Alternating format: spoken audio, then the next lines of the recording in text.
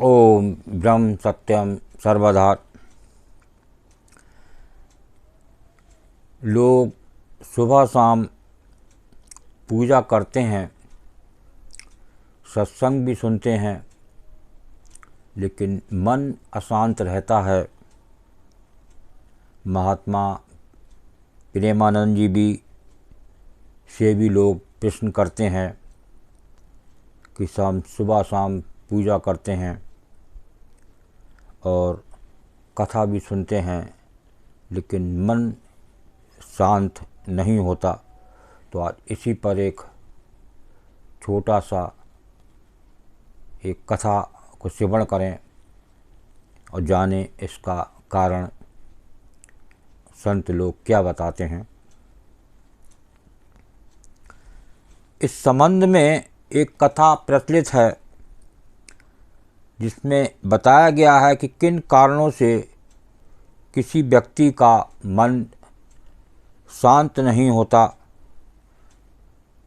तो इस कथा के अनुसार श्रवण करें और जानें ऐसा क्यों होता है। प्रचलित कथा के अनुसार पुराने समय में एक महिला सुबह शाम पूजा करती थी, साधु संतों का सम्मान करती थी, लेकिन उसे मन की शांति नहीं मिल रही थी। एक दिन उसके गांव में प्रसिद्ध संत पहुँचे।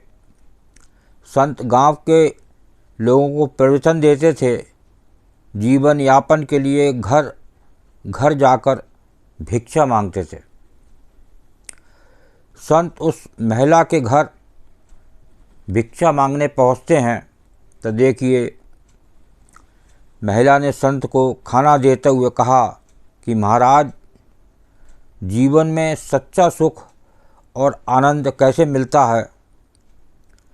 मैं सुबह शाम पूजा करती हूँ, लेकिन मेरा मन शांत नहीं है, कृपया मेरे परेशानी को दूर करें। संत ने कहा कि इसका जवाब मैं कल दूंगा। अब ऐसा क्यों कहा उन्होंने, तो जब आप इसके आगे की कथा श्रवण करेंगे तो निश्चित ही आपको पता चलेगा कि क्या कारण था।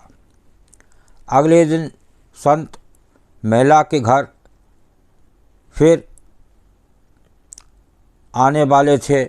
इस वजह से महिला ने संत के सत्कार के लिए खीर बनाई कि किसी तरह वो संत मेरी ये परेशानी दूर कर दें। तो उसने बड़े मन से संत के लिए सत्कार भाव से खीर बनाई। वो संत से सुख और आनंद का ज्ञान जानना चाहती थी। संत महिला के घर पहुँचे। उन्होंने भिक्षा के लिए महिला को आवाज़ लगाई। महिला खीर लेकर बाहर आई। संत ने खीर लेने के लिए अपना कमंडल आगे बढ़ा दिया। महिला कमंडल में खीर डालने वाली थी, तभी उसकी नज़र कमंडल के अंदर गंदगी पर पड़ी। उसने बोला, महाराज, आपका कमंडल तो गंदा है, इसमें कचरा भरा हुआ है। संत ने कहा, हाँ ये गंदा तो है, लेकिन आप खीर इसी में डाल दो। तो महिला ने कहा कि नहीं महाराज, ऐसे तो खीर खराब हो जाएगी। आप कमंडल दें, मैं इसे धोकर साफ कर देती हूँ। संत ने पूछा कि मतलब जब कमंडल साफ होगा तभी आप इसमें खीर देंगी।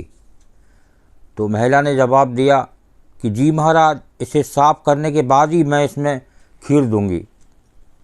देखिए, संत ने कहा कि ठीक इसी तरह जब तक हमारे मन में काम, क्रोध, लोभ, मोह, बुरे विचारों की गंदगी है, तब तक उसमें ज्ञान कैसे डाल सकते हैं।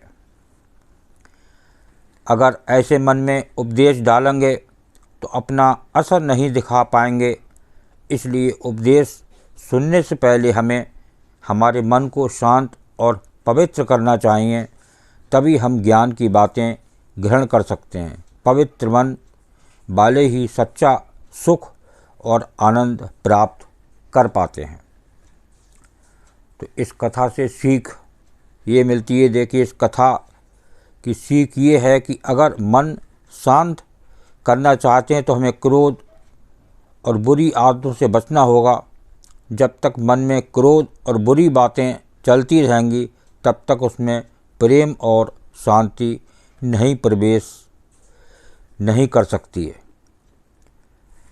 देखिए यही विचार अक्सर प्रश्न महाराज प्रेमानंद से भी लोग पूछते हैं और उनका भी यही जवाब होता है कि मन में जब बुरे विचार, ये काम, क्रोध, लोभ, मोह, अहंकार, ये 5 विकार महादुखदायी जले सकल संसारा, ये 5 विकार से सारे संसार के मानव उस आग की लपटों की तरह अंदर अग्नि एक ज्वाला जल रही है। तो ऐसी ज्वाला में वो मन शांत कैसे हो? तो पहले इसे सिमरन से, उस प्रभु की याद से बार बार करूँ वंदना, सतगुरु चरणी माई, मंगत सतगुरु भेंट से फेर गर्भ नहीं आए। एक बार वंदना से गुरु की ऐसी कृपा होती है, वो मन को शांत करते हैं। आज देखने में आता है सत्संगों में लोगों को 40-40 वर्ष हो गए, लेकिन सत्संग एक लगता नहीं, ना उसका कोई प्रभाव पड़ता, वहीं की वहीं हम खड़े हैं। इसका एक कान से सुनकर दूसरे कान से निकाल देते हैं। तो ये कारण है कि हम एक बार गुरु की सच्चे मन से याद नहीं करते और एक विचार, एक आध्यात्मिक पुस्तक पढ़ें, एक सिमरन करें तो निश्चित ही मन शुद्ध होगा, पवित्र होगा। तभी एक ज्ञान एक अंदर बैठता है और उससे विचार अच्छे होते हैं, मन शांत होता है। ओम ब्रह्म सत्यम सर्वदा। दास की कथा ये अच्छी लगी हो तो ज़रूर शेयर करें ताकि और भी लोग इसका आनंद ले सकें। ओम ब्रह्म सत्यम सर्वदा।